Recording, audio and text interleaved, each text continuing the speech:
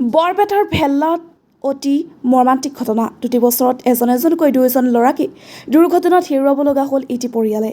বিদ্যুতৰ short circuit হৈ কৰুণ মৃত্যু ভেল্লাৰ খণ্ডকাৰপাৰাৰ গাঁৱৰ এজন যুৱক। মৃত্যু হোৱা যুৱকজনৰ নাম আল কালাম হক।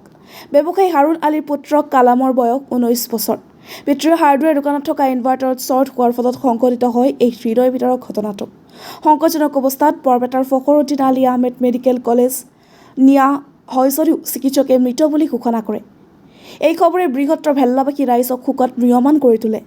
বিগত বৰ্ষতো এটি পথ দুৰ্ঘটনাত পতিত হৈ মৃত্যু হৈছিল হাৰুণৰ জ্যেষ্ঠ পুত্ৰ ইদুল ওৰফে আইনুলৰ। এজনকৈ 2জন ল'ৰাকে হেৰুৱালে পিতৃ মাতৃৰ লগতে ভনীয়েকে। দুয়োগৰাকী পুত্ৰকে এনেদৰে হেৰুৱাই শোকত ভাগি পৰিছে পৰিয়ালটো। বৰপেটা চেঙাৰ পৰা লাচিত বায়ানৰ report, North East Frontier News. হয়, ল'ৰাটোৰ নাম আছিল আল কালাম। আচলতে আজি মানে আবেলি তাৰমানে সিহঁতৰ দোকানত ভেল্লা বজাৰত ইনভাৰ্টাৰৰ মানে শ্বৰ্ট চাৰ্কিট হৈ ঘটনাস্থলীতে প্ৰায় তাৰমানে শেষ পৰ্যায়।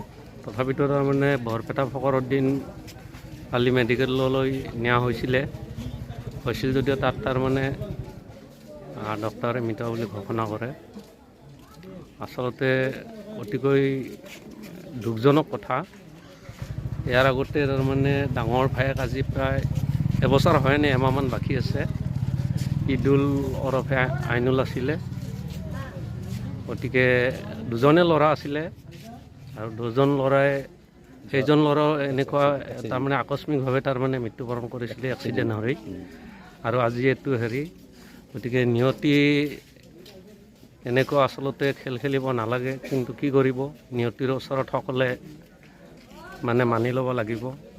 গতিকে ভেল্লা অঞ্চলত এটা চাৰিওফালে শোকৰ ছাঁ পৰিছে, অতিকৈ মৰ্মাহত হৈছোঁ।